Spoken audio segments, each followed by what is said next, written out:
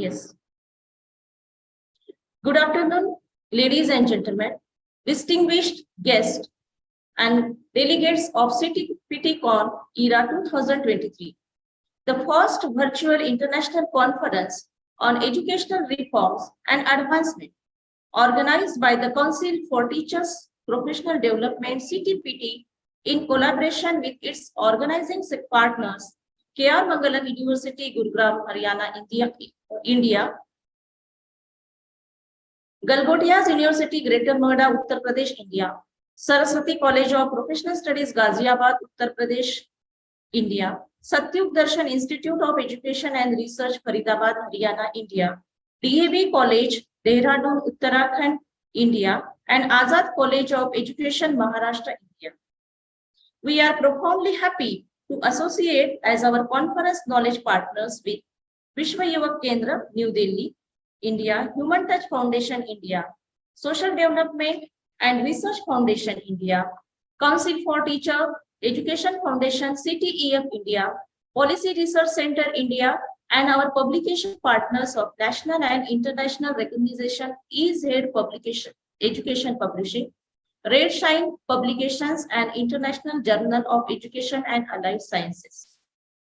I am Ms. Smita Thakre, coordinator at Titans Public School, Badnera, Amravati, Maharashtra, and it's a great honor for me to be the moderator for this educative technical session of Ctpdcon 2023 Track 2 on the theme Sustainable Development, Research, Practice and Education. And the sub-theme of this technical session is Education in Sustainable Development. This session is all about sustainable development, research, practice, and education. Education provides the foundation for raising awareness about sustainable development issues and promoting behavior changes. Education is essential for capacity building at various levels. It helps individuals, communities, and institutions to develop the skills and knowledge. So we have here eminent speakers and paper presenters who shall be sharing their expertise and insights in this field. So on this track 2, Sustainable Development, Research, Practice and Education, I am delighted to extend a warm welcome to our esteemed co-chair, Professor Dr. R.S. Roy, Director, Amity University, Noida, and co-chair, Dr. Pallavi Khedkar Madam, Director, Academics, Parul University, Vadodara, Gujarat, for gracing us with their presence and leading their significant session at Ctpdcon-Era 2023. I extend a warm welcome to the convener of this track 2, Dr. Satyendra Gupta sir, Chief Advisor, CTPT and Conference Organizer, Professor and Dean, School of Education, Galgottias University, Greater Noida, Uttar Pradesh, and co-convener, Dr. Shweta Rani, Conference Organizing Joint Secretary and Program Director, Bhu Chetana Circle, Assistant Professor, Department of Gyal Singh College, Delhi University. I feel honored to introduce you to Dr. Taniya Gupta ma'am, a dynamic personality. She is the Vice Chairperson of CTEF Delhi NCR Chapter, Secretary General CTPD, and life member and fellow of several professional organizations. So I request and invite you, ma'am, to please present an overview for this plenary session. Over to you, ma'am. Thank you, Smita ji. Good afternoon. Respected chair of the session, Professor Dr. R.S. Rai ji, who is the professor and director at the IQAC of Amity University, Noida, Uttar Pradesh, and the co-chair of this plenary session, Professor Dr. Pallavi Chetkarji, who is the Director Academics at Parul University, Vadodara, Gujarat. The convener of this session, Professor Satyendra Gupta ji, who is Dean School of Education at Galgotia University, and the co-convener, Dr. Shweta Rani, who is the Conference Organizing Joint Secretary and Assistant Professor at Department of Geography, Dayal Singh College, University of Delhi, esteemed faculty and research scholars who shall be making their paper presentations during this technical session under track 2. The plenary session, dear friends, is on education in sustainable development. And we hope that during this track presentation, under the able guidance, expertise of our esteemed chair, Professor Rai ji, and co-chair, Professor Chetkarji, you will be making impactful presentations on how sustainable development, the agenda of 2030, which is a global agenda, how we can actually translate and achieve these 17 sustainable development goals through education, and especially in context of our nation. And also, we will hope that the presenters will bring in their viewpoints at the global level. So there are many presentations, Professor Dr. Rai, in this session. And we hope that the scholars, the faculty who have come up in this session are able to really pave way for the educational reforms that would be required through education for sustainable development. I would be very brief, but it is my honor, sir, to welcome you on behalf of the Council for Teachers Professional Development. Thank you so much for being here. And thank you, Professor Ketkar ji. बहुत आभार यहाँ जुड़ने के लिए. Over to you, Smita ji. I think we can continue further. Yeah. Yes, ma'am. It is my honor to introduce our esteemed chair, Professor Dr. R.S. Rai, Professor and Director, IQAC, Amity University, Noida, Uttar Pradesh. Dr. Rai is a professor, precision sciences, director. Could you, madam, could you go to the next slide? Can we change the slide? The slide is not moving. Yeah. Yes. Please do the needful. Yes.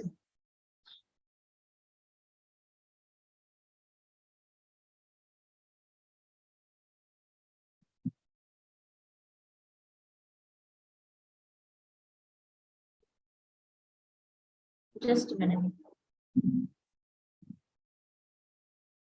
Yes. Yeah, please. Dr. Rai is a professor, Precision Sciences Director, IQAC and Research Planning and Statistical Service and Quality Assurance and Enhancement Department at Amity University, Uttar Pradesh, Noida, where he has been since 2005.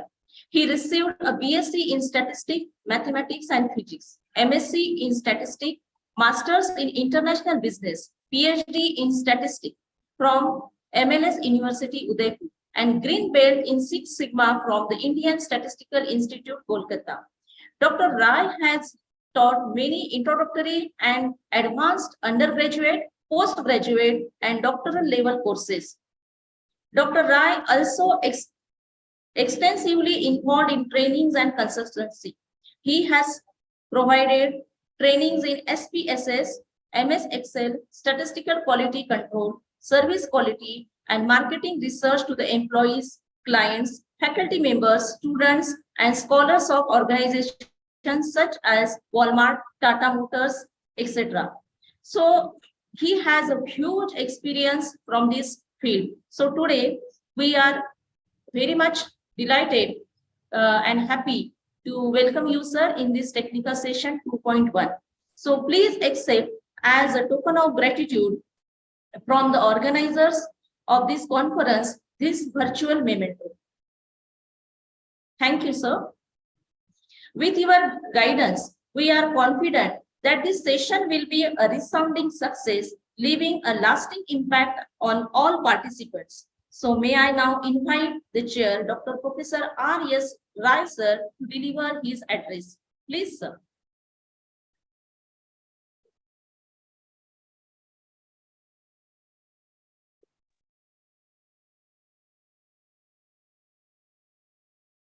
Yes. May I now request?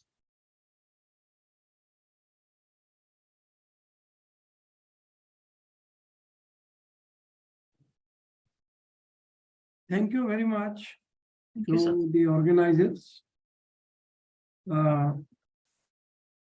Thanks, Ms. Smita Thakre Madam, for giving such a nice introduction of myself.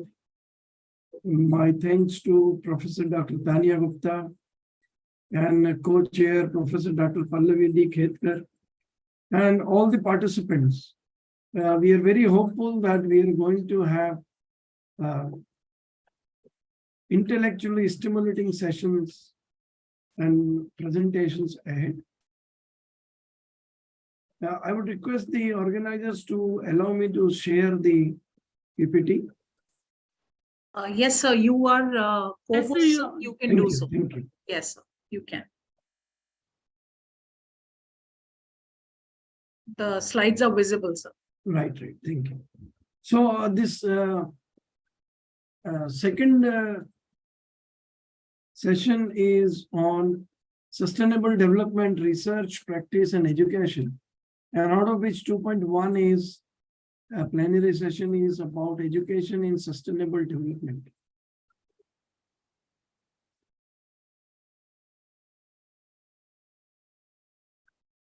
So let us discuss what is the role of higher education in sustainable development of regions, and primarily we would be interested into our country, that is India. So as we all know, education is such a vast subject. And India, since its independence, it was surging ahead through establishment of its innovative flagship institutions. You all know that when we got independence, our first Prime Minister, he insisted in establishing IITs, IIMs, and many other central universities, and many institutions of national importance were built. Now we are in 21st century, and this role of higher education institutions, primarily universities and colleges, in sustainable regional development is becoming a subject of attention across the world, not only for the researchers and policymakers, but for the common society at large. So universities and colleges, which we call as HEIs, they can surely act as partners, and they can do consultancy for local authorities, helping them to go on the path of sustainable development and social growth. We understand that the importance of university teaching, education is very important in decarbonization of economy, helping the transition to renewable and the creation of wider social acceptance. So let us discuss about the emergence of education in sustainable development. Now, as we all know that higher education has a long tradition of dealing with environmental problems. You can talk about wastewater cleaning, municipal social waste disposal, energy efficiency, etc. So for effectively solving some environmental problems, it becomes very important to educate the users and the general public. So this was in the past one of the major reasons why the students, primarily university students and researchers who are working on these problems, they were to be trained in communication with the larger stakeholder group, and the public. So when I say the environmental wave of 70s, you can think of the days of 70s, 80s, that era. In that era, people started thinking about sustainability. People started thinking about we have to save our environment. And so this societal upheaval of those years, it affected universities in various ways. Number one, we can say environment and energy issues were included in curriculum, especially primarily if you could see the civil engineering, architecture, etc., those type of subject areas. Then universities, they started introducing more democratic structure, facilitating scientific staff members, students, more researchers who are into environmental field, etc. Now, let us think about what issues need to be resolved, to be worked upon. So, first question is, why should university students learn regarding sustainable development? Second is, how to trigger, if at all we agree that SD is important, how to trigger institutional change within universities and colleges, whether it should be top-down approach or bottom-up approach. How to trigger the cultural change, how to win the heart and souls of the faculty, because they are the one who would be taking the lead in education in sustainable development. Then what should be the style of curriculum change? Are we planning to start new programs, or we are planning to change the existing ones? And at all, if we decide to educate our students for SD, whether it should be active learning or project-based learning or what is the role of our external stakeholder, external cooperations, and then practice what we preach. Greening our own campuses is so very important. So first point is, why should university students learn regarding SD? As you could see on my screen, at first sight, the answer to this challenge, it looks very straightforward. First thing, student must learn what the problems are in sustainable development area. And second, how to solve them. So some sustainable development problems are better known than others. And to some, we need to develop methods and technologies that should contribute to solutions, right? So when we talk about this, it becomes very important to understand that sustainable development learning should be interdisciplinary. It has a societal aspect, it has engineering aspect, it has management aspect, all type of aspect. So because the sustainable development problems are for all stakeholders. And when we talk about stakeholder, each of them have their own perspective. So when we say how to solve them, when we say this, we need to have a balance between our planet and its regenerating capacity when we are thinking about solution. So there are many options that are available that contribute to restoring this balance.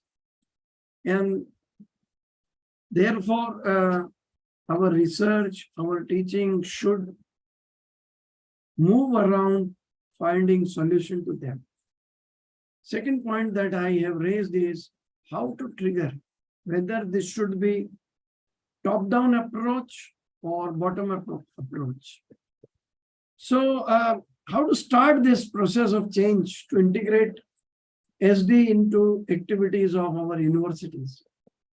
So you would know, and you would all agree, in general, our academic organizations are sluggish. they resist change, right? And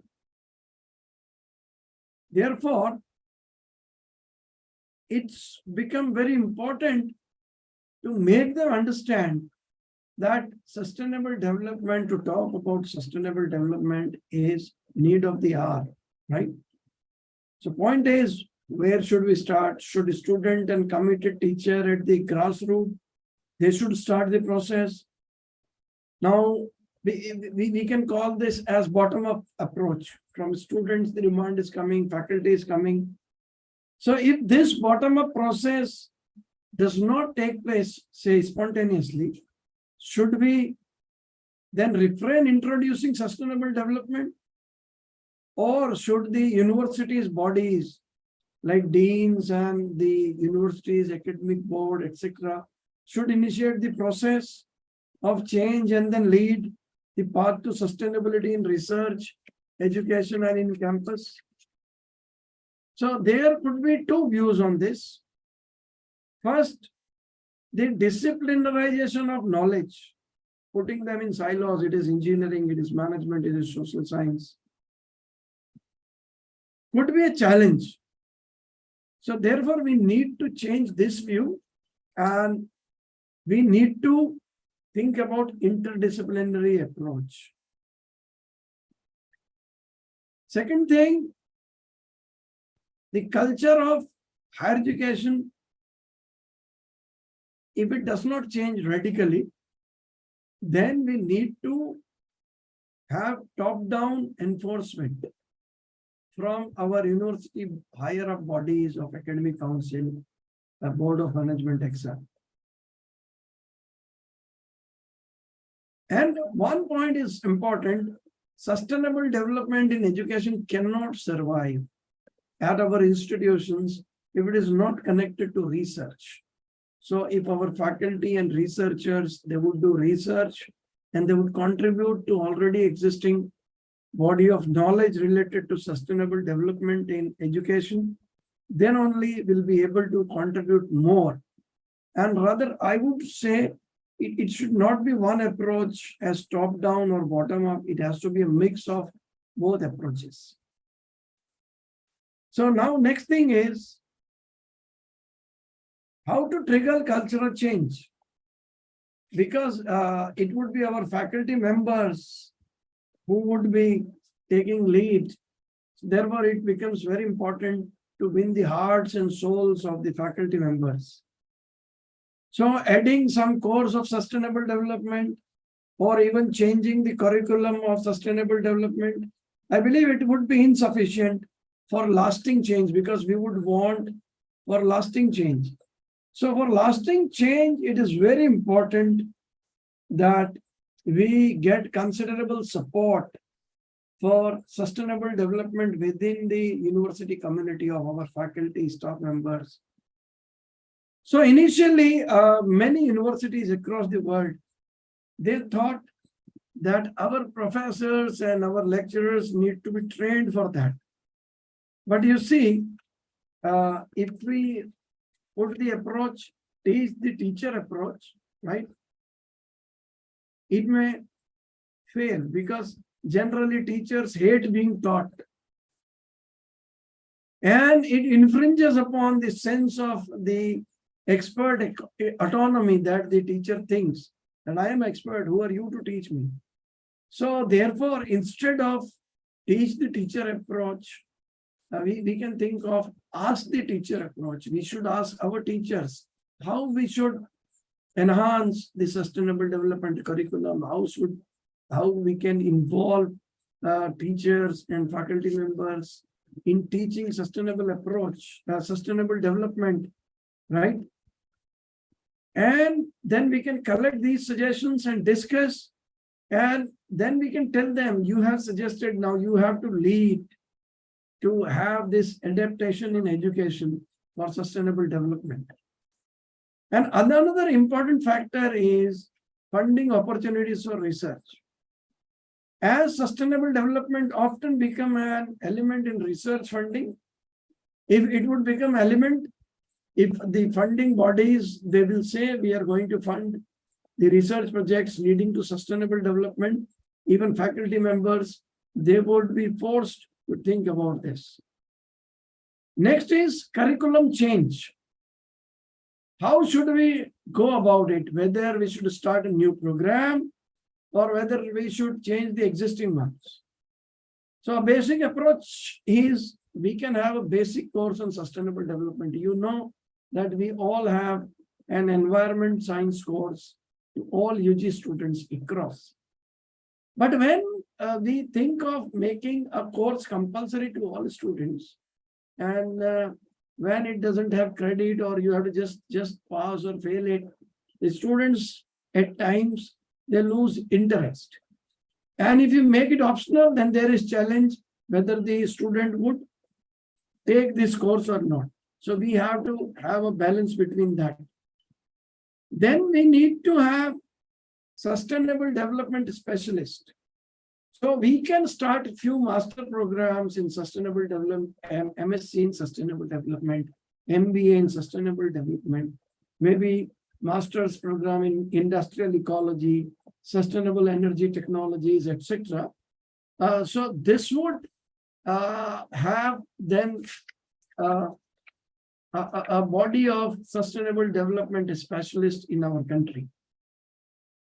Next point I would like to discuss is what should be our approach, the contribution of active learning and project-based learning.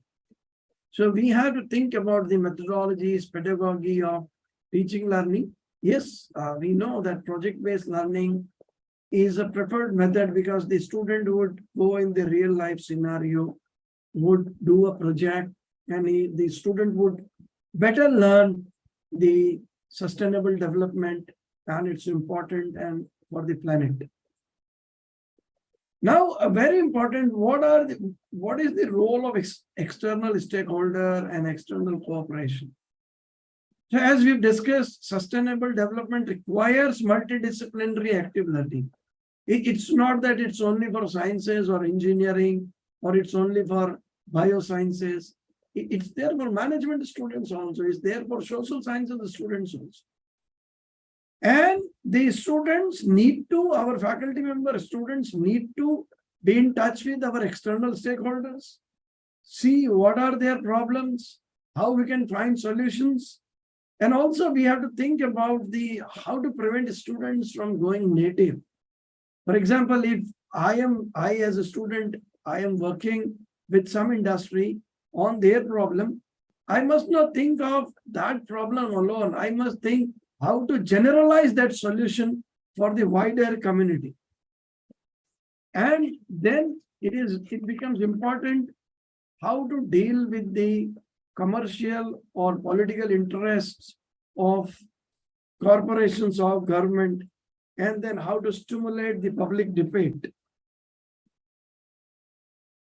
And my last point is practice what you preach, greening the campus. So every university and college has to start campus greening projects, and so that students are involved within the campus.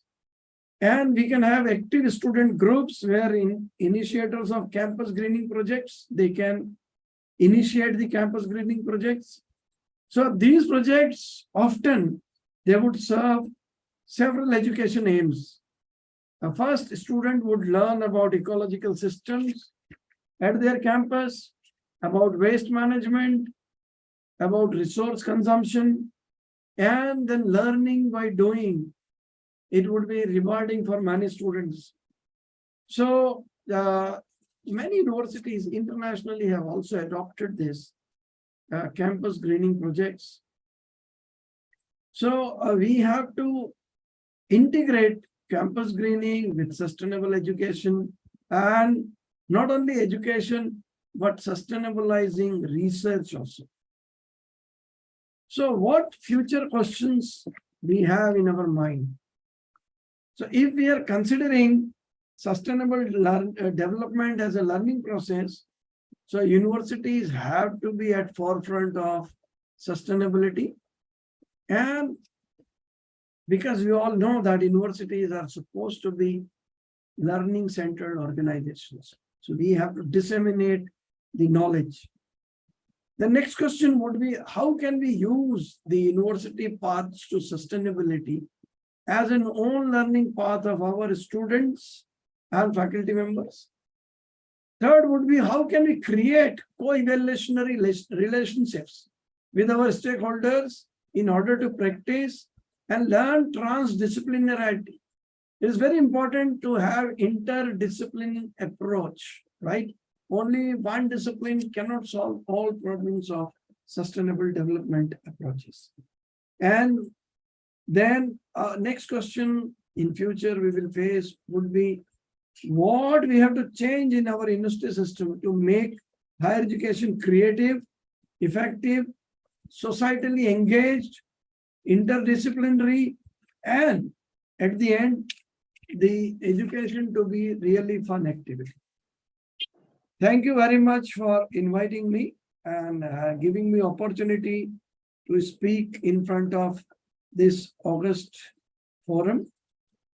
I hand over the session to the organizers. Thank you.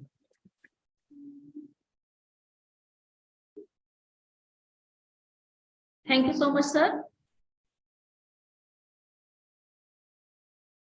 Thank you, sir. Your insights have left an indelible mark on us.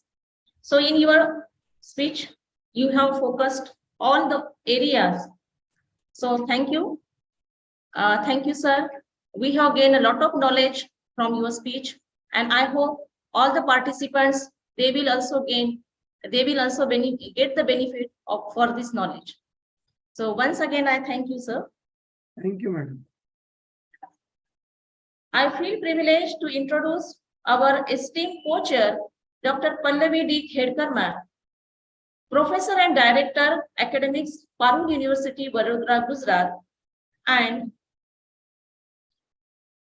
we eagerly anticipate the insights and discussions that will unfold under your guidance. Ma'am, please accept as a token of gratitude from the organizers of the conference this virtual memento. Smita ma'am, I think Pallavi ma'am is not in the meeting. Okay. I'm not able to see her. Okay. But I think she joined. Yeah. But I think she left due to some reason. So now let me commence with the paper presentations. Let me reiterate and request the presenters to be concise and adhere to the time limit of 7 minutes of your presentation and 3 minutes for the question answer round. So now I request co-chair Dr. Rai sir to call upon the further participants. So in today's session, there are total 7 participants. Only one is not present. So shall we continue, sir, with your permission? Yes, ma'am, please go ahead. So I request you. Right. So I invite paper presentation 1. Title is Overview of 17 Sustainable Development Goals. Dr. Chandramohan, Dr. Shah Alam Khan, and Jennifer Robinson. Yeah. I think Jennifer ma'am,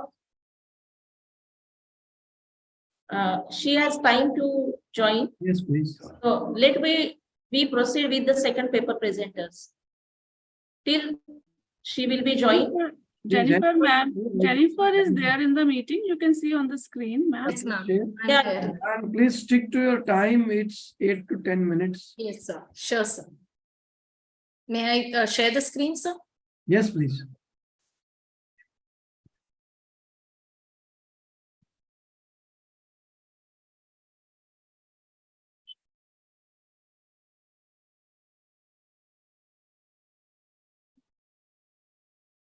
I hope the screen is visible.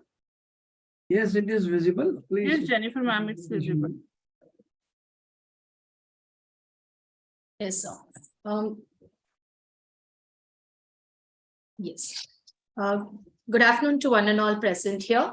I'm Jennifer Robinson, who will be presenting today the overview of 17 Sustainable Development Goals. I would like to express my gratitude to my guide and co-guide and to the entire team for giving me this opportunity.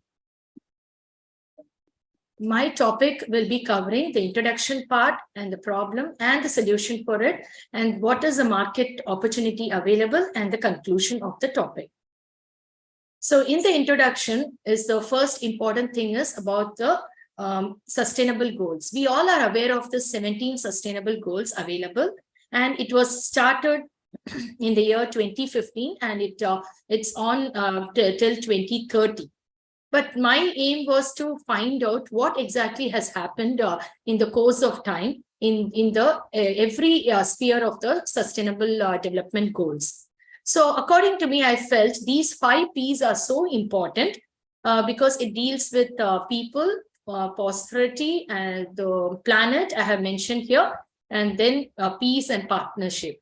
If these 5 areas are focused very well during any activity that we are doing connecting to the sustainable development goals, I'm sure there will be growth and progress and so on. So as I move forward with my presentation, I want to really present in the form of case study that I reviewed about how the sustainable goals are being achieved. So I took different examples from globally, that is right from north to south and from east to west. So such interesting example is one, the case study that I took for Bahrain Health Center. So in the beginning, the people of Bahrain were facing a lot of problems related to health. So the government was really very keen about it, and they started to introduce a lot of reforms, which you can find here. And these reforms really helped. I have pointed out in my article or my chapter what all reform methods they applied to see that their right from the childhood and the adult are benefited by the health system and the health care reforms that they are bringing up. So what I am trying to say through this particular case study is, like, when a country is facing a problem, it was a duty of the kingdom of that Bahrain to see that they overcome the health risk with the help, connecting hands with the World Health Organization, and how this particular reforms were introduced and so on. So my chapter in the article definitely covers all these points, and it is really very impressive to see that the whole country was working towards to overcome this reform. Actually, they were trying to keep up the 17 sustainable goals in all their activities that they were introducing for the children to the adult. So that was an amazing article which I found, and I thought I will share with you all. Similarly, the article that I also presented in my paper presentation is the climate change and the Paris Agreement. There are a lot of information about the Paris Agreement, both positive side and the negative side. But here I would like to say how our country is taking this forward.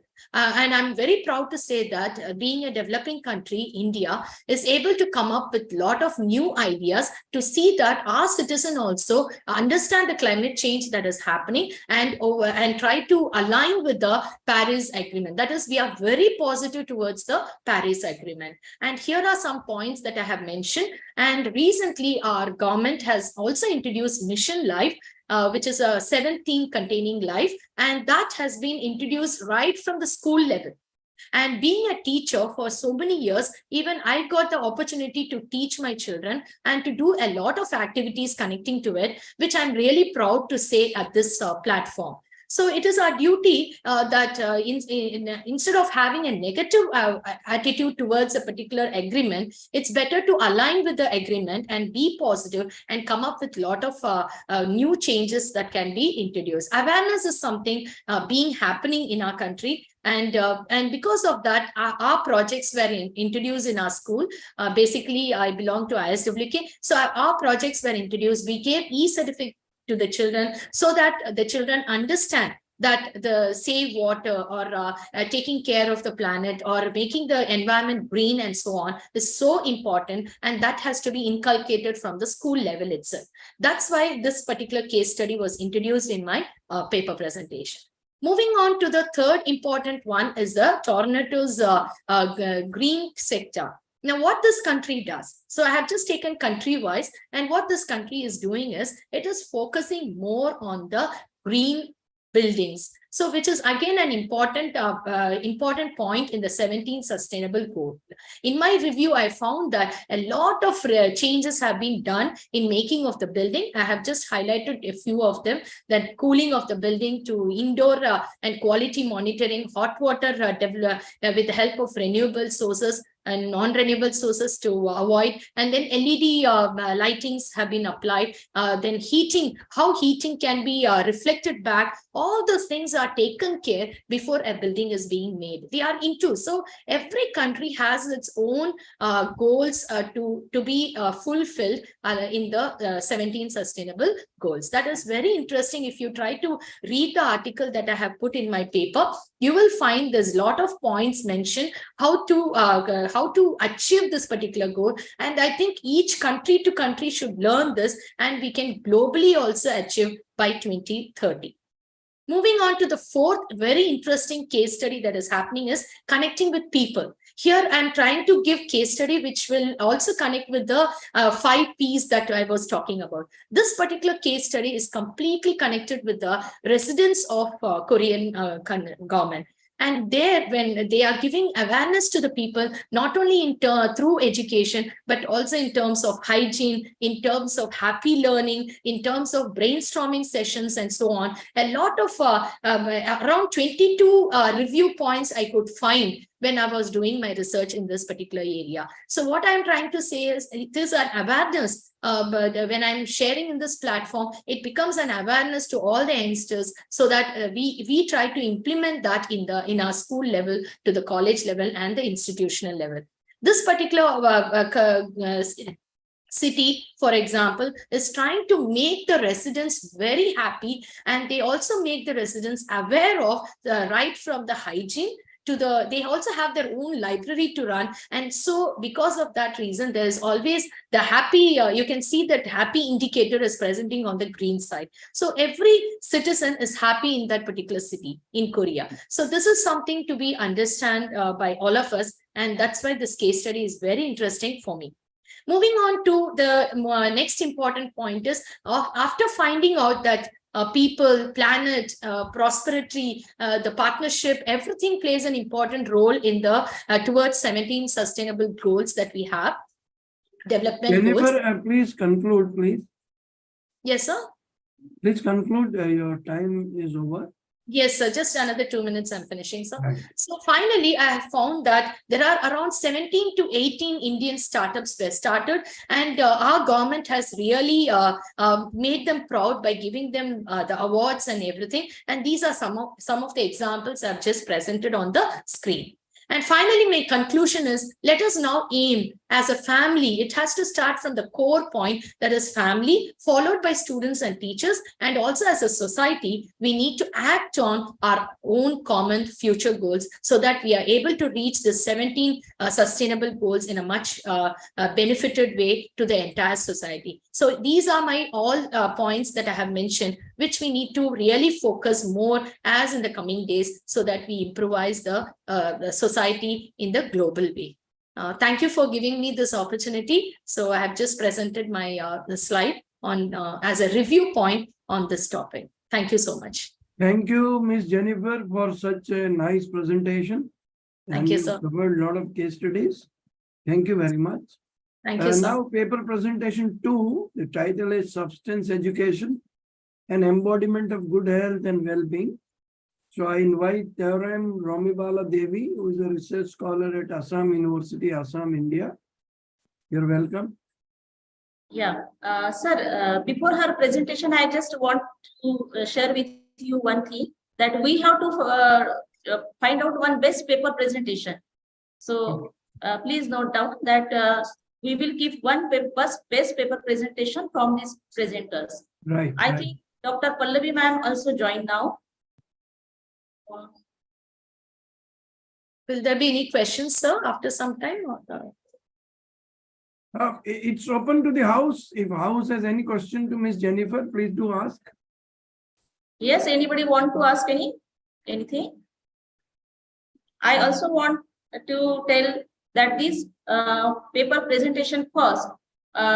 Jennifer Robinson, madam, is the third author, and the first author is Dr. Chandra Mohan, and the second author is Dr. Shah Alam Khan, Department of Pharmaceutics, Chemistry, College of Pharmacy, National University of Science and Technology, Muscat. And Jennifer Robinson, madam, is the third author, and she is the active member of CTPT, as well as having a also dynamic personality. And Dr. Chandra Mohan, Assistant Professor KR Mangalam, University, Haryana. So over to you, second paper presentation. Tore Ramibala Devi, so research scholar, Galgodias University, Greater Noida, UP. Please, over to you. Am I audible, ma'am? Yes, you are.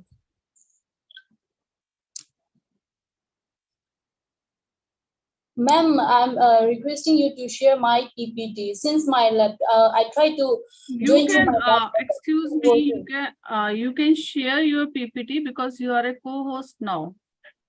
So you can share your PPT.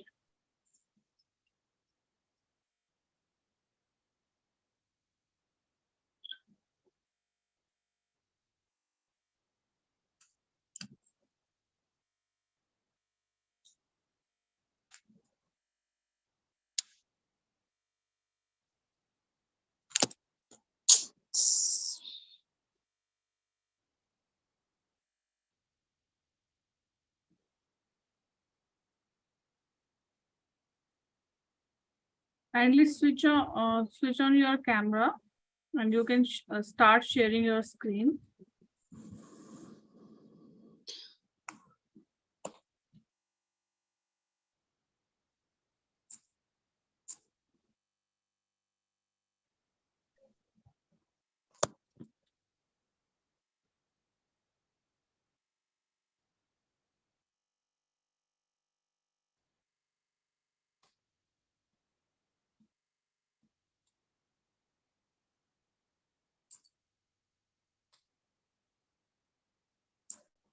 Ma'am, I tried to share it, but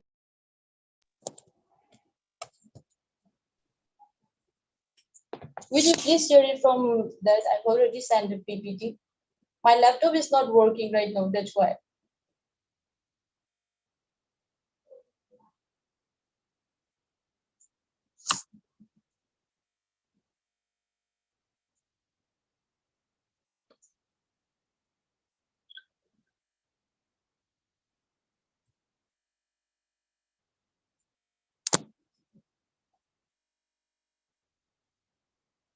Yes, yes, ma'am, you can start.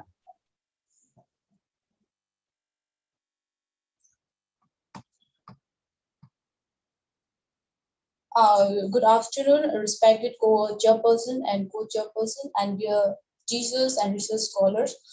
My title, the title of my paper is on substance education, an embodiment of good health and well-being. This paper is based on substance use, the need of substance education to teachers and students, and lastly, the implications of substance education on reforming our educational curriculum. Moving on to the introduction, substance use is a predicament to mankind. It is a global health concern, and India as a whole is one of the countries facing the problem of substance use. The country had framed and introduced different programs and policies to cope up with the situations, but the problem has been arising gradually. Good health and well-being is an important segment of the Sustainable Development Goal, which has been planning to be envisioned by 2030. Thus, the present paper focused on the importance of empowering substance education as a part of the curriculum for teachers as well as the students. Here we are talking about substance education. It means it is a means of imparting knowledge and understanding about various substances that have been misused and their impact on health and education. India is claimed to be one of the single largest opiate markets, according to the United Nations Office on Drugs and Crimes. World Drugs Report 2022. This is because of the fact that the country is in the wedge between the two largest illicit opiates producers, namely the Golden Crescent and the Golden Triangle. The Golden Crescent is the largest illicit opium producing regions in Central Asia. That is which is located in the mountain ranges of Iran, Afghanistan, and Pakistan. And the next, the Golden Triangle, is located in the Southeast Asia, in the border of Myanmar, Thailand, and Laos. These close proximity made India the destinations and transit routes for these illegal opiates. Moving on to the next screen.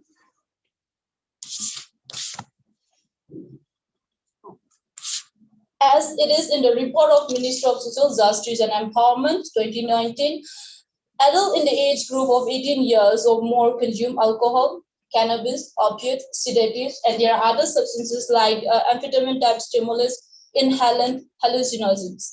And 28.6% of the populations, that is 15 years and above, use tobacco, according to 2022 report. From the above report, it has been clearly sourced that youth are vulnerable to substance use in India. India is a country where the youth rates are dominant population. As of 2023, India's youth population accounts for approximately 808 million individuals, making it the largest youth population in the world. This demographic presents both opportunities and challenges for the country's development and future. So among these challenges, substance use is also one of the problems faced by the country, and the most vulnerable group is the college students, since it is the period for them to keep away from the family and become acquainted with a new environment and expand their social circles. So during this transitional phase, they may feel more inclined to experiment with substances as a means of filling in or coping with the pressures of new environment. The objectives of my paper is on to analyze the importance of providing substance education to the college students as well as the teacher. And for this, I have done a review, web-based review method, and I've reviewed approximately 54 articles. And these are the reviews that I have done. I have listed some of them here. I'll not read it out since I have limited amount of time. And here comes to my recommendations. By incorporating educations about substances into the curriculum, students will gain a better understanding of the risks and consequences associated with the drug and alcohol use. Substance educations will help teachers cope up with the students who use substances. By providing teachers with a comprehensive understanding of different substances and their effects, it will equip them with the necessary knowledge to identify signs of substance use among students. And additionally, it enables teachers to implement effective prevention strategies and offer appropriate support to those in need. And by incorporating this substance education into the curriculum, the institutions can create a supportive and nurturing environment that promotes students' well-being, and substance education will be helpful for both persons who are addicted to the substances and those who are not. And for those who are addicted to the substances, the substance education will help them to provide necessary support and resources to overcome their addiction. And here is my conclusion. Since substance use in India is a complex issue that affects individuals from all walks of life, the country grapples with the misuse of drugs, alcohol, and tobacco, leading to detrimental consequences for public health and societal well-being. Effort should be made at various levels to address this problem, including awareness campaigns, treatment facilities, and policy interventions. However, tackling substance use requires a multifaceted approach, since it so that it will encompass this education, rehabilitation center, and strengthen reinforcement for regulations to create a healthier and drug-free. Thus, steps should be taken up to impart substance education at higher level of education. And so these are my references, and thank you for giving me a time to present my paper. Thank you so much. Thank you very much, for your presentation. Now I invite paper presentation 3. The title is Education in Sustainable Development. The speaker is Tejal Pramod Nikam, Assistant Professor, Oriental College of Education, Sanpada, Navi Mumbai, India.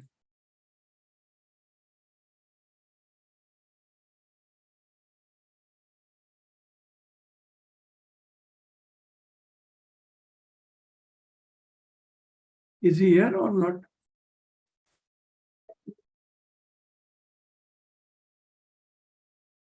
Make sure presenter is available or not. Yeah, next is available Dr. Pooja Sharma. She is available. No, next is Tejal Pramod Nikam. No? Tejal was available. Tejal is in the meeting.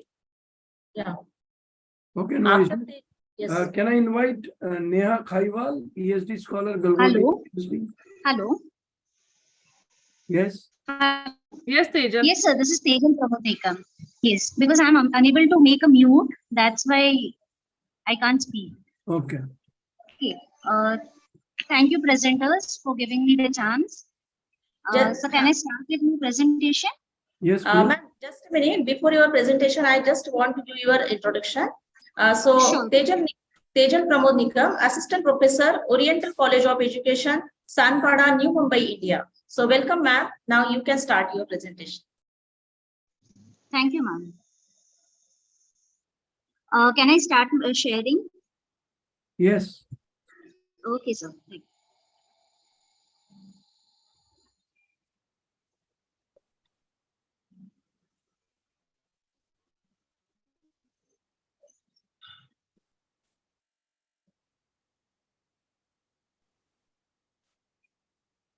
you.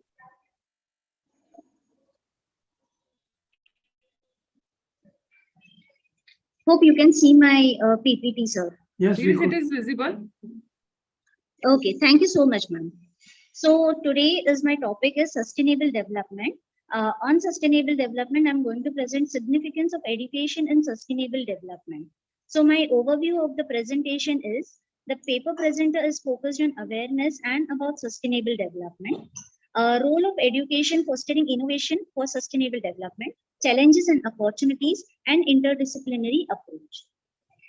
So I'll be starting with a small quote that is sustainable development is a development that meets of the present without compromising the ability of future generation to meet their own needs. So introduction. So in education provides a foundation of raising awareness about sustainable development issues and promoting behavior change. It also empowers the individual to make a choice, adapt sustainable practices, and contribute to the positive societal and environmental outcomes. Because of education is an essential and important aspect for capacity building at a various level.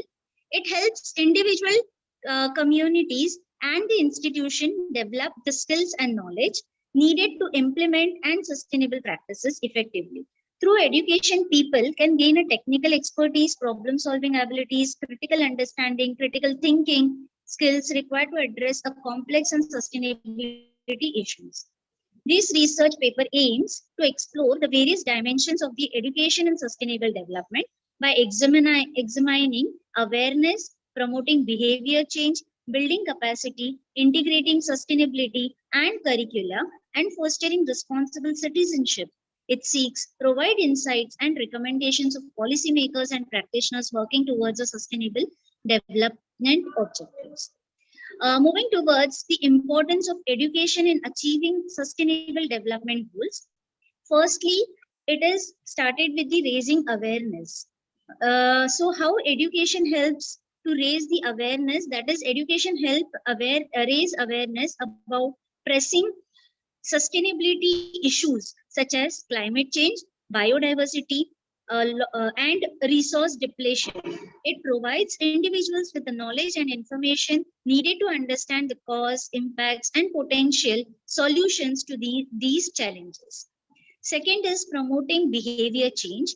Now, every individual has a different behavior or a different perspective to see sustainable development. So how education can help to promote a behavior change.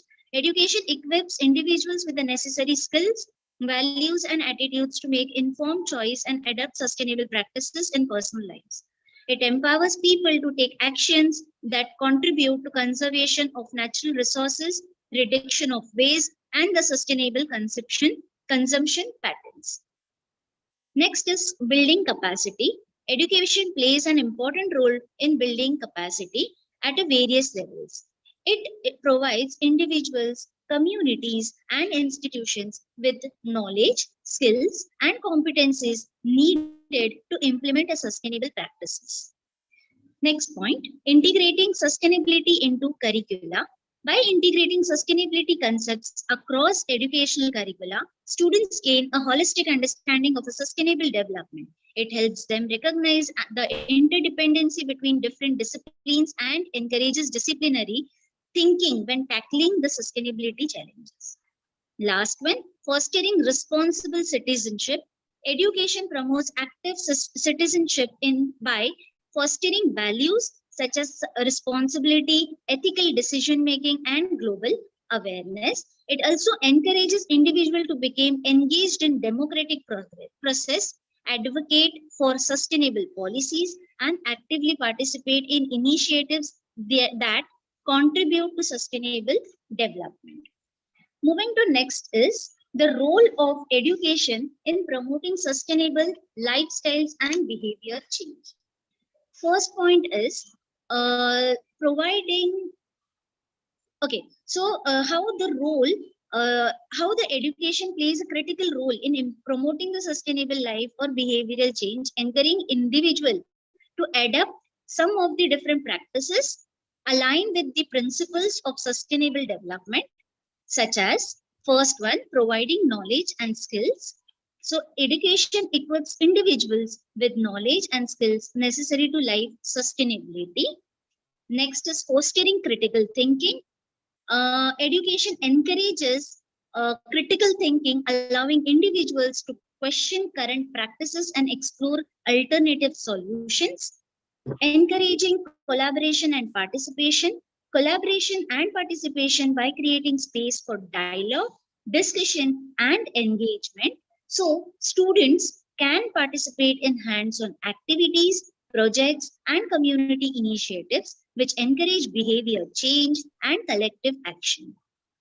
Next is emphasizing values and ethics. So education instills values and ethics that supports a sustainable living, such as empathy, respect, social justice, and responsibility towards nature. Next is empowering individual. Empowering individual empowers the with the knowledge and information, enabling them to become agents of change and creating a sense of urgency. That is, by educating people about urgent need for sustainable development, we can foster a sense of responsibility and urgency. This awareness motivates individuals to actively engage in efforts and address sustainability issues. Next is the role of education in fostering innovations and entrepreneurship for sustainable development. So education here, the education plays an important role for fostering innovation and entrepreneurship by some of the ways where education facilitates encouraging creativity and out-of-box thinking. So education promotes creativity and out-of-box thinking, which are essential for generating innovative ideas and solutions. Next is providing tools for problem solving. Education equips learners with the problem-solving tools and methodologies. It encourages them to see challenges and opportunities and develop innovative approaches to tackle sustainability. Lastly, creating collaboration opportunities. Education provides opportunities for collaboration of networks, bringing together individuals with diverse expertise and perspectives. Collaborative learning experience fosters creative problem solving and enable them to exchange their ideas, ultimately leading to the innovative initiatives for the sustainability. Next is challenges and opportunities. Challenges and opportunities. So resistance to change. There are the traditional curricula may be I guess anyone is speaking something. Okay, resistance to change. So traditional curricula may resistance to incorporating new subjective perspectives, making it challenging to introduce sustainability education. Limited resources, we have limited resources that integrating sustainability in education, and it may require additional resources as a trainer, educators, updated teaching materials, infrastructure supports, which can pose financial and logistical challenges, lack of awareness and understanding, where the many educators or a student and policymakers may not have a comprehensive understanding of sustainability and its relevance to various disciplines. So there are some of the opportunities where we see holistic learning. Holistic learning in sustainability education encourages integrating social, economic, and environmental perspective, enabling students to develop a comprehensive understanding of complex or global challenges. Skill development, where the students, where the policymakers, where the educators, teachers can develop their different types of skills like critical thinking, problem solving, collaboration, and system thinking, which are crucial for addressing sustainability challenges. Global citizenship, where the sustainability education promotes a global citizenship by encouraging students to understand their roles and responsibilities as active participants in creating a sustainable future. Next is educating responsible citizens in vital for fostering sustainable development. First is fostering responsible citizenship. Education plays here a very important role in developing responsible citizens who are aware of social, economic, and environmental issues. It equips individuals with the knowledge, skills, and values needed to make informed decisions and participate in the activities and contribute positively. Teaching critical thinking skills are essential for responsible citizenship. Education should emphasize teaching students how to analyze Ms. Tejal, information. please conclude. Yes, sir. Please conclude. Yes, sir. Sure. Okay, so in conclusion, we see that sustainable development education faces challenges such as lack of awareness, limited resources, and institutional barriers. However, policy recommendations focusing on policy integration, collaboration, and teacher training can help overcome these barriers. Partnership and collaboration with the public and the private entities, as well as international cooperation and community engagement, are crucial for scaling up education for sustainable development initiatives. I'll end my session with, I'll end my PPT with the sustainable development requires human ingenuity. People are the most important resources. Thank you, sir.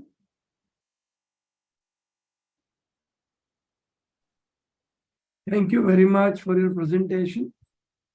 Now I invite paper presentation 4. Title is Assessing the Impact of Education on Sustainable Development, a Comprehensive Analysis. Ms. Neha Khaiwal, PhD scholar, Galgotia University, Greater Noida, Uttar Pradesh.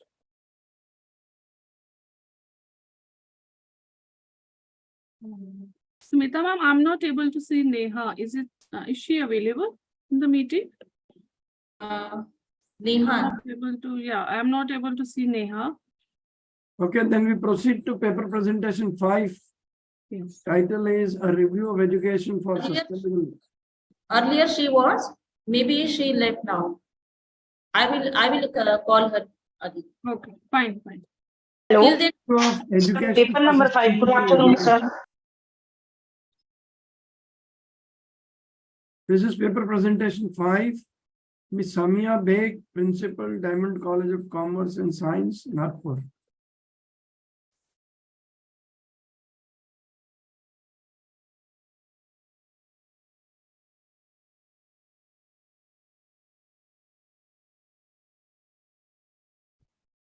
Sanita madam. Yeah, I could see Ms. Samia Beg here. Samiha ma'am.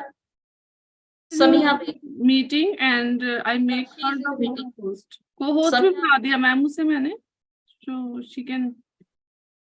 She is in meeting. Samiha Yes, she's Begum. in meeting and co-host now.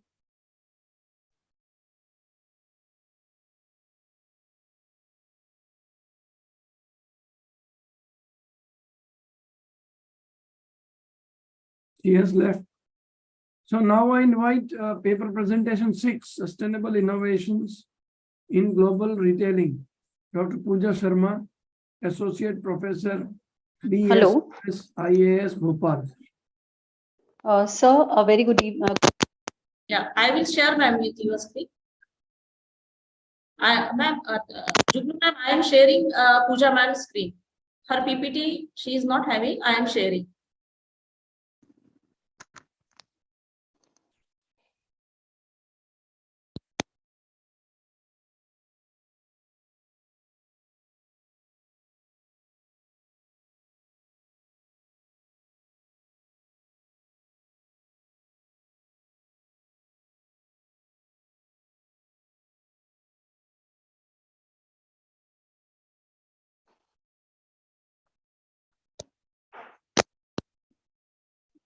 Yes, Pooja ma'am. Is it visible ma'am. now? No, ma'am, not Yours- yet. Okay, screen is not visible. Okay. Screen is visible. Screen is and visible. Yes. Okay, screen maybe is because visible, of but I maybe the think net quality could be the reason. Okay. Am I audible, ma'am? It's Yes. okay, ma'am. Yeah, maybe it could be the Wi-Fi, that's why. This Pooja this ma'am, one. may I request you to kindly open your camera? Okay, just a second, ma'am. Yeah, please. Is it, Pooja ma'am, if the screen is not proper, then please stop sharing it. Okay. no, I can't see it, like from me, I can only see your desktop. Where, Okay. you know, Yes, the- yes, ma'am. Because the Samita ma'am has not yet opened the PPT. Okay, Yeah. okay. I have opened it. No, no, ma'am. Your desktop is showing. Yes, Okay. now it is open. Ma'am, It's Samita ma'am, please show the first slide, title Yeah. slide. Yeah. Keep it on Okay. slideshow mode. yeah. Yes. Yes, ma'am. Should, Slideshow mode में डाल दीजिए Samita ma'am. Yes. Yes. so, ma'am,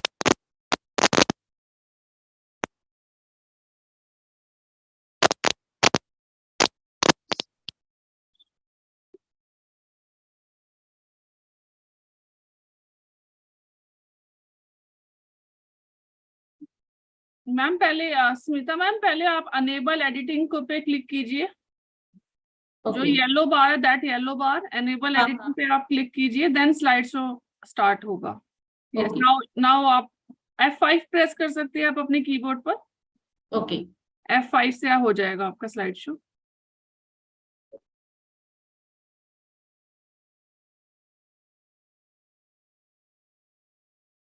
Is it okay, ma'am? Now? No ma'am slide show नहीं हुआ अभी आपका. आपने तो ऊपर स्लाइड शो का आइकन है मैम, आप उसको प्रेस कर सकते हैं. स्लाइड शो रेड बार के ऊपर स्लाइड शो. हाँ. Slide share. It will stop. Okay. आपने स्टॉप कर दिया I think. Just 1 minute. In the meantime, I think Pooja ma'am, you can start with your presentation. Yeah, you can start speaking because we don't have a time.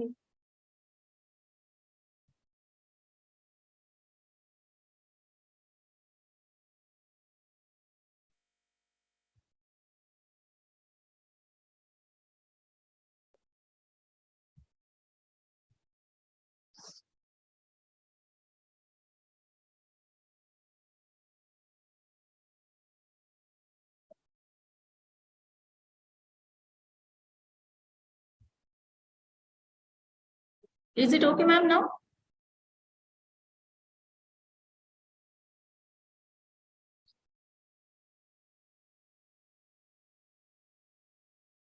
Yes, Pooja, ma'am. You can start now.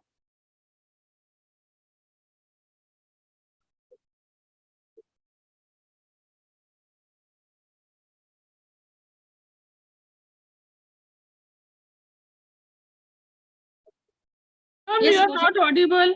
Dr. Pooja Sharma, you are not audible.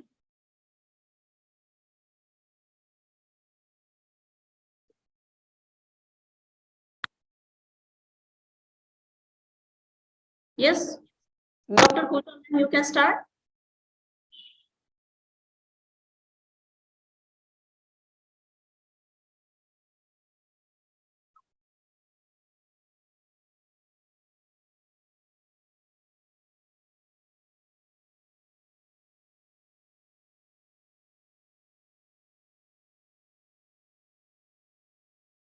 Yes, Dr. Pooja, ma'am.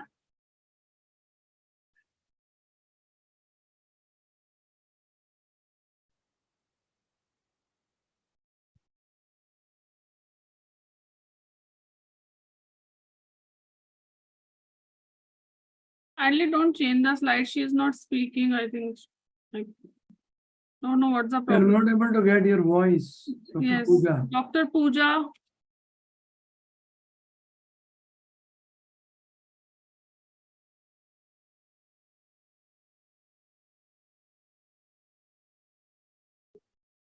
What problem you are facing, ma'am? Dr. Sharma, ma'am.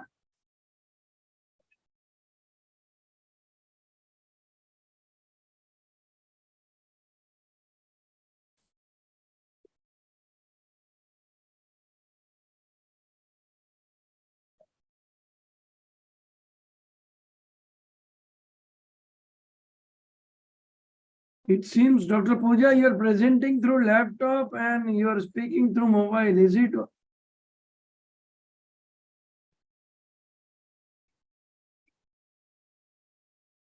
Okay, meanwhile, we request. Hello, sir. Good afternoon. Yeah, who is this? Hello. Yes, Dr. Pooja. Yeah, ma'am, please wait for your turn. Please. Wait Hello. for your turn. Yes, is Yes, it? Pooja, ma'am.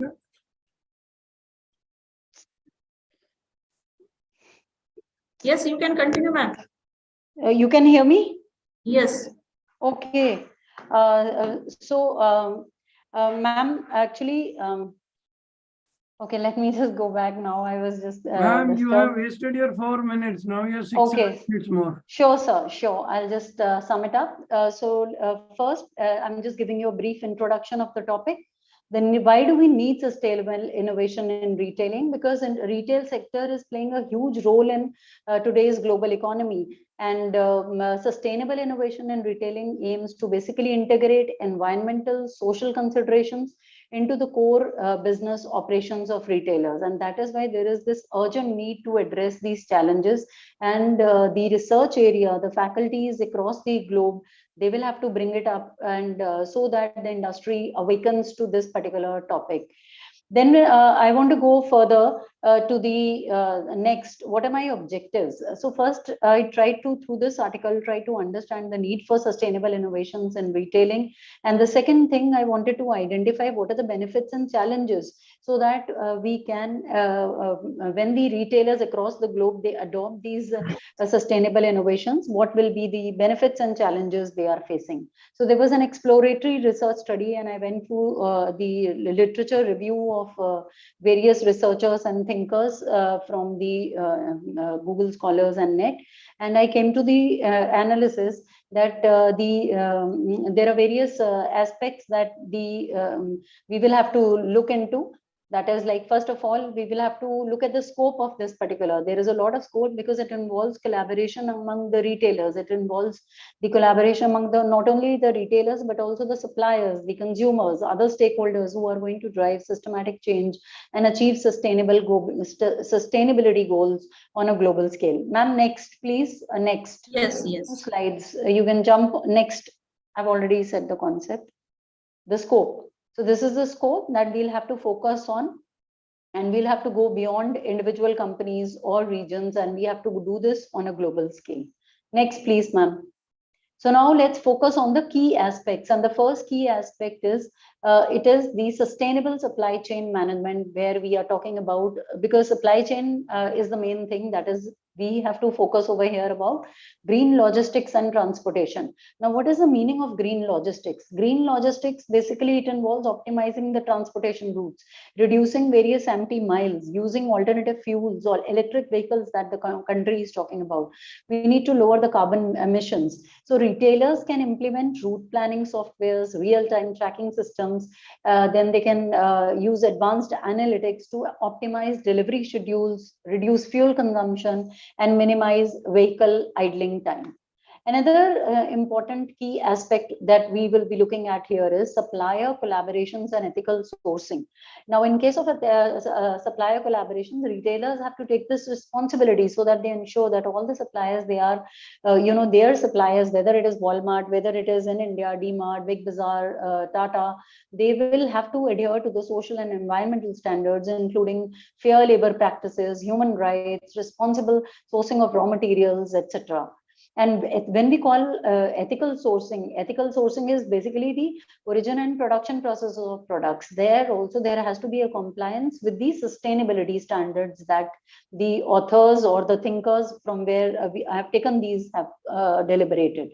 Then the third very important aspect is, like, we know that when we enter into a DMart or we enter into the big retail stores or chains, there's a lot of inventory management and waste reduction. So that is another very important key aspect, that implementing technologies like RFID, that is radio frequency identification data analytics, which can enable real-time inventory tracking and demand forecasting. This will all allow the retailers to optimize inventory levels, avoid overstocking and understocking, and reduce the wastage of the inventory at a large level. So basically what the retailers are going to do, they will be embracing green logistics that we have mentioned.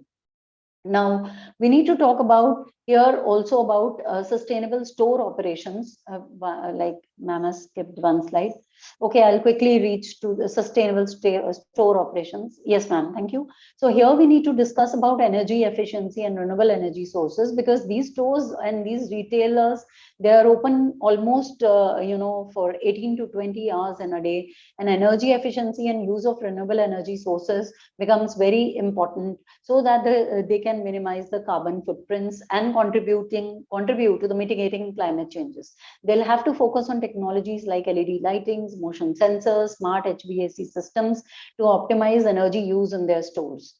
There we can also talk about waste management and recycling at this point of time, and also the third technique, which is water conservation and sustainable practices, because it's another critical aspect that retailers can implement water efficient technologies and practices to minimize the water consumption and promote responsible water management. And this they can do through water efficient irrigation systems, and also they can go beyond energy and water conservation, and they can also source their products from from such suppliers who are following sustainable practices.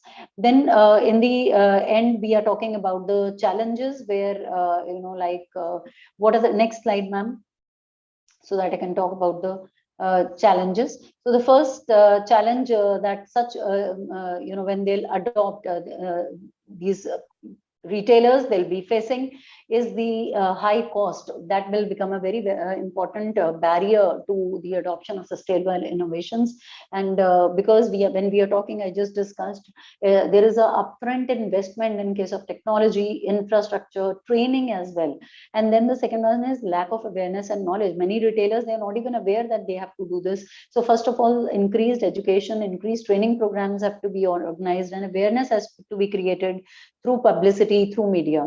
Complex supply chains, because we are talking about here that the retailers, they are combining or collaborating with suppliers, with manufacturers. So it's become very essential. Otherwise, sustainability will become a barrier.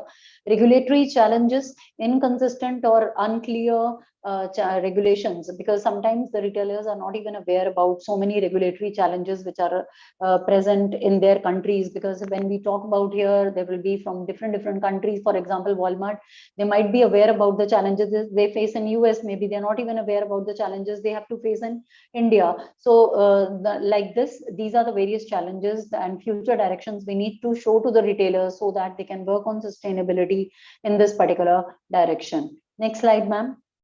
Yes. Dr. So, Pooja, time is over. Okay, ma'am. Okay, so I'll just conclude. Yeah. I'll just conclude the last line.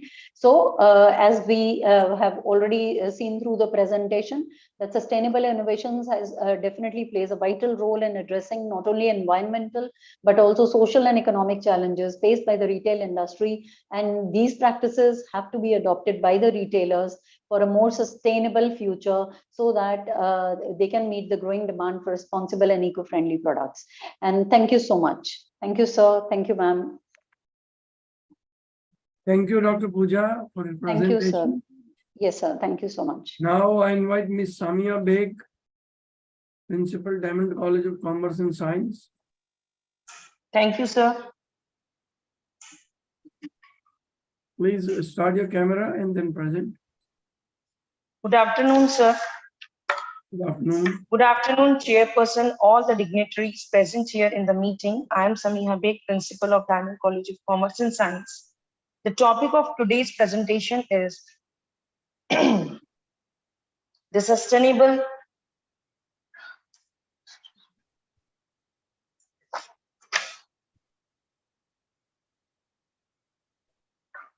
sorry.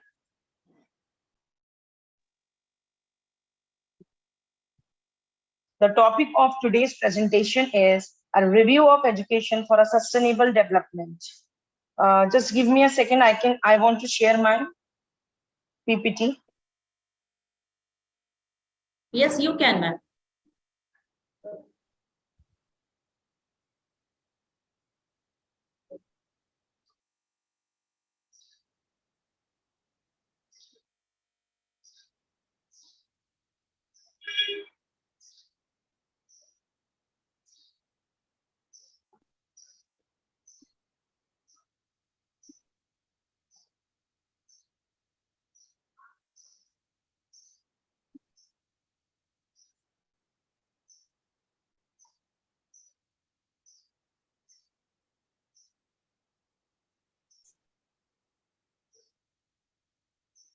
A review to education for sustainable development. Access of education for all. Second point, educational equality. These are the pillars: quality education, accountability. Access to education for all pillars of NEP 2023, the policy aims to ensure that every child, regardless of their socioeconomic background, has access to education. This includes the provision for free education up to the age of 18 and creation for more school in rural and remote areas. First pillar of the education in India is access of education to all, which is very important for the growth of our nation. Educational equity. Education should be equalized for everyone. It should be equal for girls, boys, and even for every region people.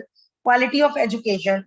Quality of education is the very third and important pillar of NEP 2023 policy, as has emphasized the need of provide high quality education to meet the international standards.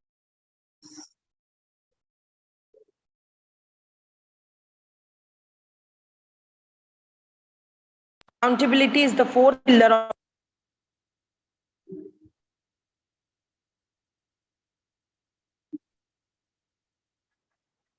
challenge. Now, perhaps of all these advantages, there are many education challenges and barriers are also there in educational sustainable development.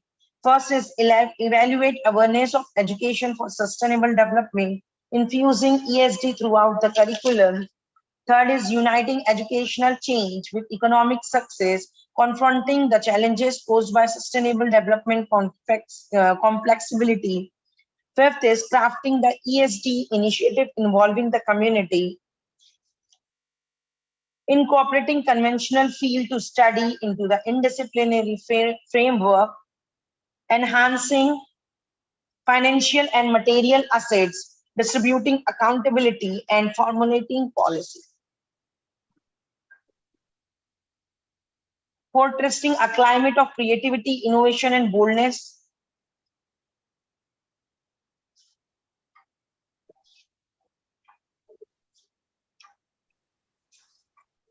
Uniting educational change with economic success is very important. The effective of the world educational system is already critically debated in a light of the challenging needs of the society. The current widespread acknowledgement of the need for the educational reform may help the ESD. It can take be linked for one more priorities to the educational reform. Already over the burden system, the chances of success are slim.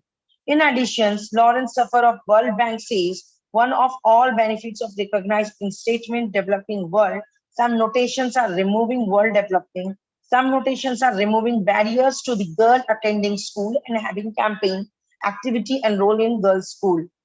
Confronting the challenges posed by this, it's also difficult to teach.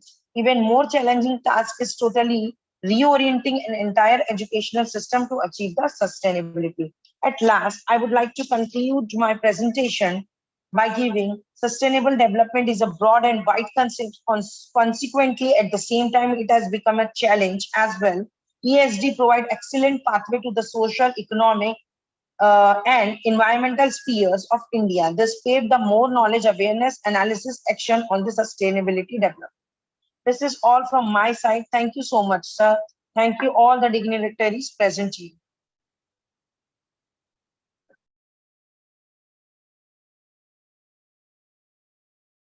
Thank you, Ms. Samia. I think next is Yeah, Smita Thakre. yeah. Before Written that, public- Neha ma'am. Neha ma'am is there. Neha Kaithwas ma'am. Neha Neha is there? Kaithwas. Ma'am, are you in meeting? Neha ma'am.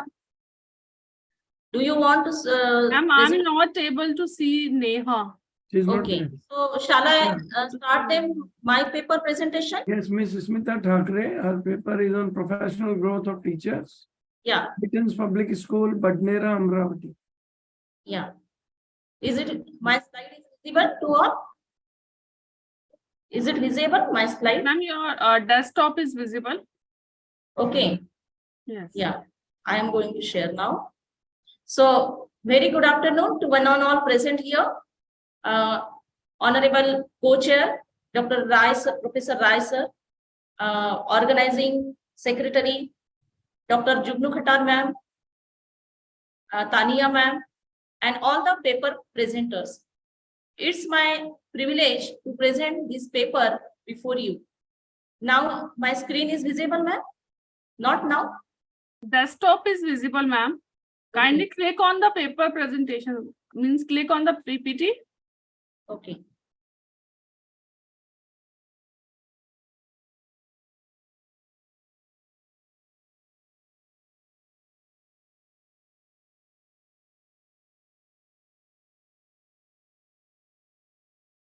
So my today's paper presentation topic is professional growth of And your teachers. PPT is still not visible to us. Okay.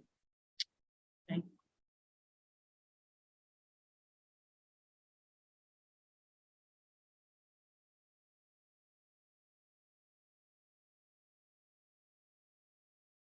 Is it visible, ma'am, now? Yes, Not now. yes, अब visible है ma'am, but इसको आप slide show mode पे डाल दीजिए please. Okay. Again do the same thing, enable editing और उसके बाद आपका slide show हो जाएगा. Okay. Yes. So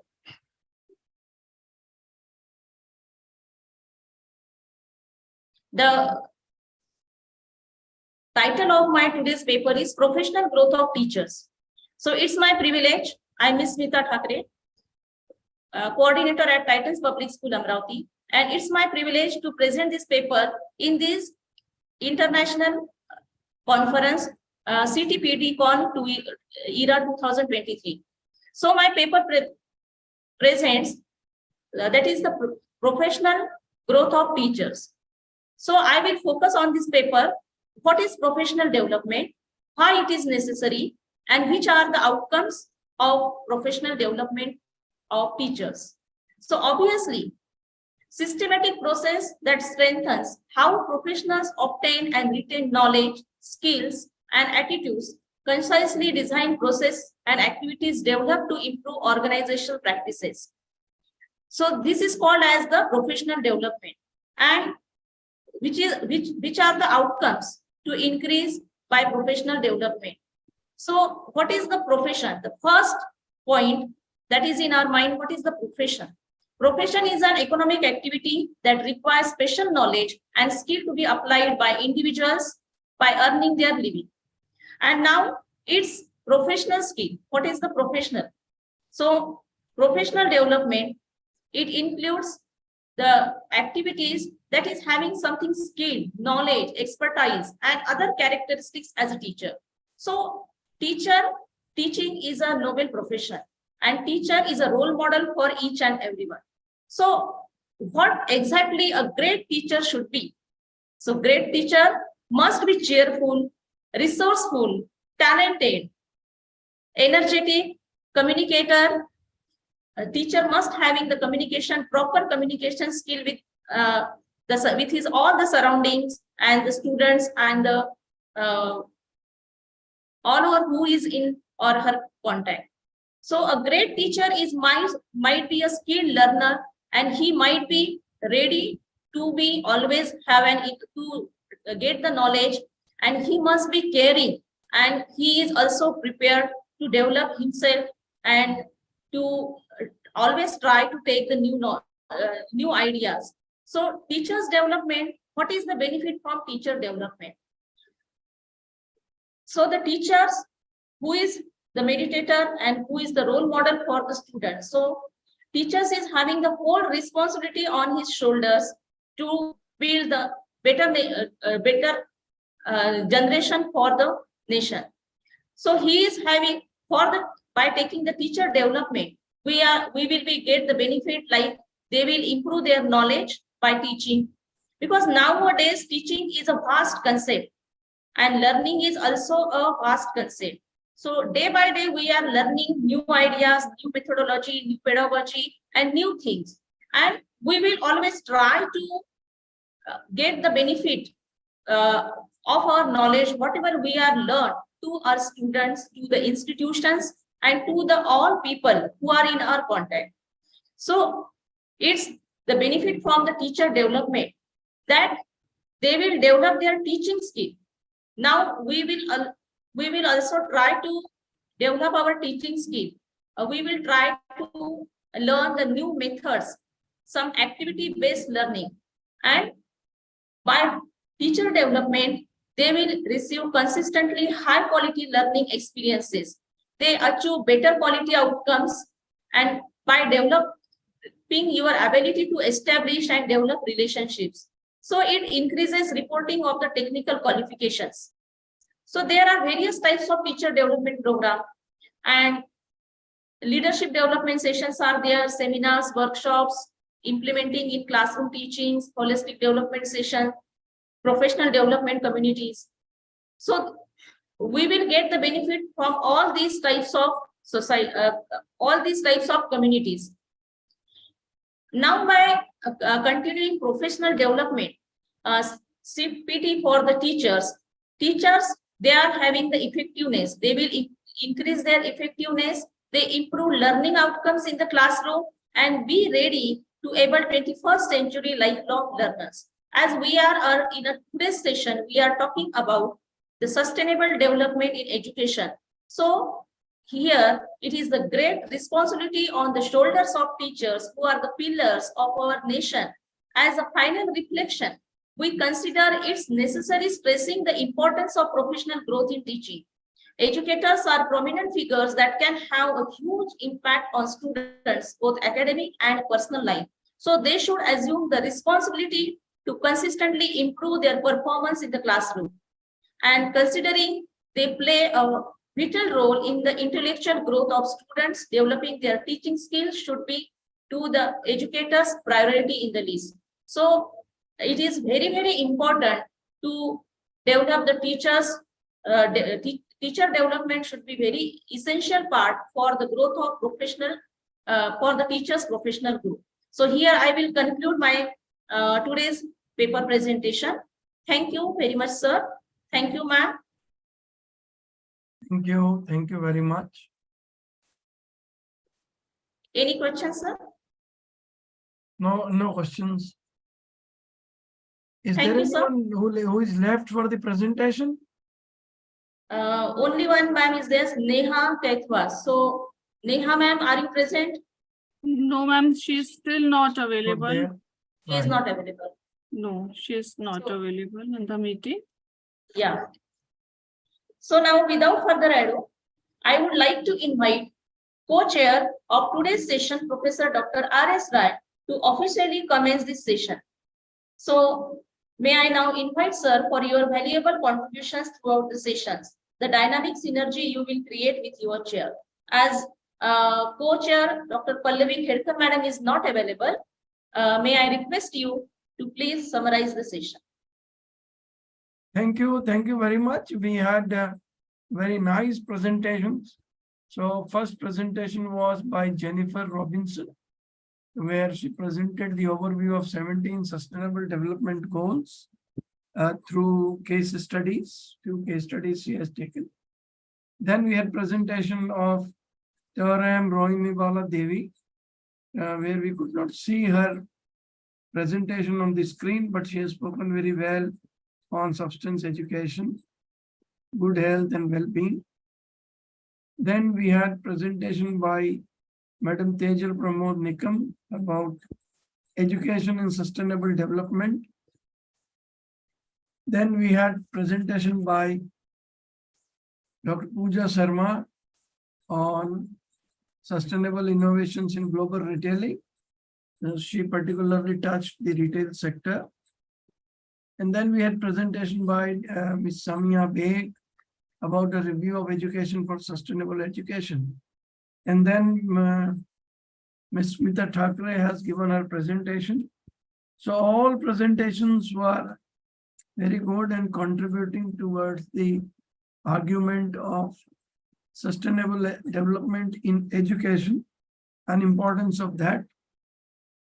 Now I give the session to Dr. Jugnu Khattar Bhatia, Program Director, Research Circle. Should I start, Smita, ma'am? Before that, I want to introduce you, ma'am. So It's okay, we- ma'am. There is no need. It's okay. No, it's okay. No problem. We would like Yes. to you.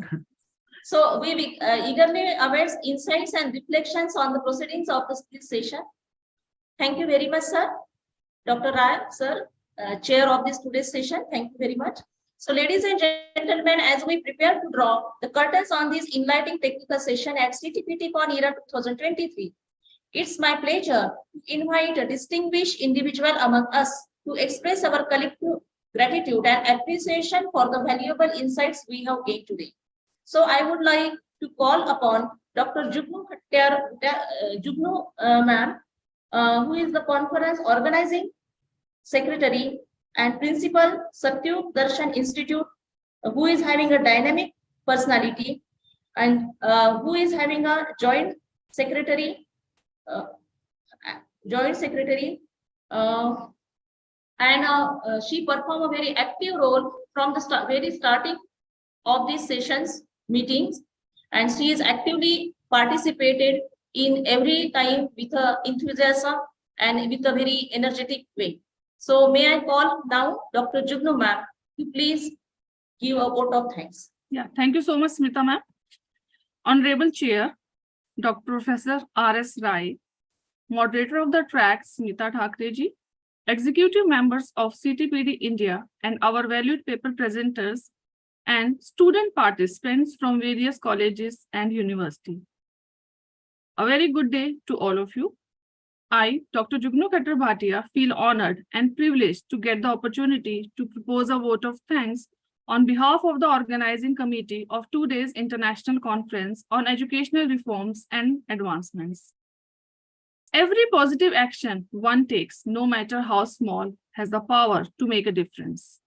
Supporting a Clean the Oceans campaign, switching to greener products, standing up for justice, and reminding your leaders of the promise of the global goals are all good places to start.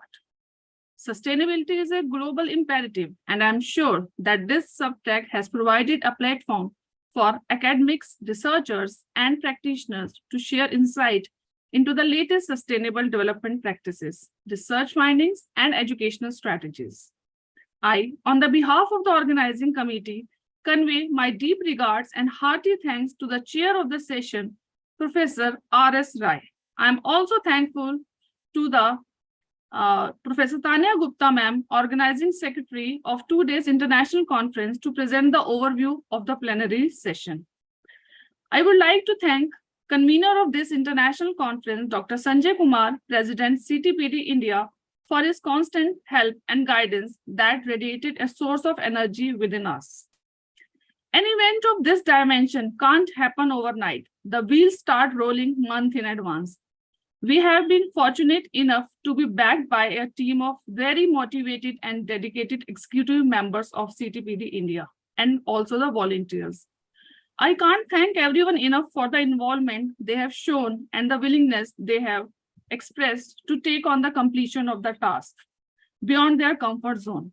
I'm very much thankful to our organizing partners and knowledge partners, also the publication partners.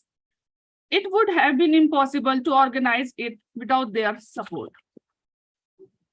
My sincere thanks to the moderator of the session, Smita Thakreji, who handled the event throughout. A wide round of applause and thanks to all the paper presenters and participants from different educational and professional organizations who made the event a memorable one. If the time is money, then today you have spent millions for us. Thanks to all of you for making this technical session successful. Also enjoy the other technical sessions of this 2 days international conference. And I also request you to join us for the valedictory ceremony on Sunday, that is tomorrow, October 15, at 4:30 p.m. Indian Standard Time. Finally, once again, I would like to thank all the honorable delegates who blessed us with their presence.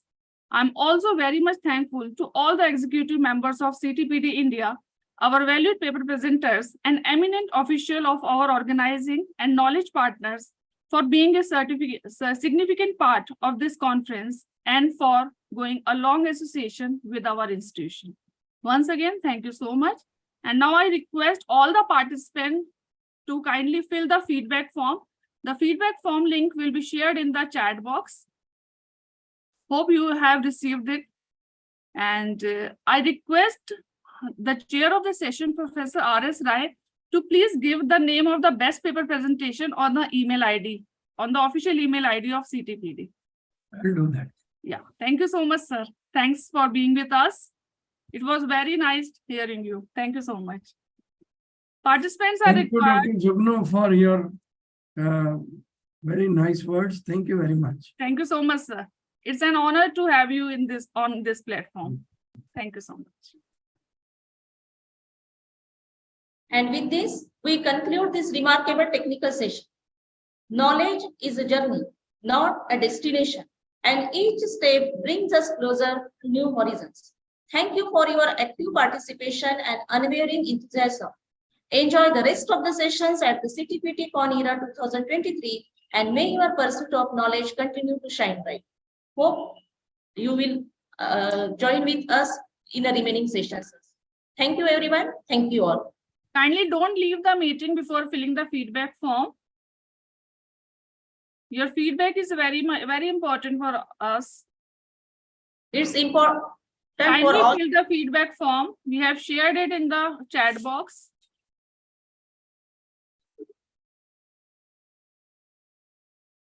After filling the feedback form, you can leave the meeting. And kindly do not share this feedback link outside this chat box. आप सबसे request है कोई भी जो है WhatsApp पर इसे share ना करें प्लीज.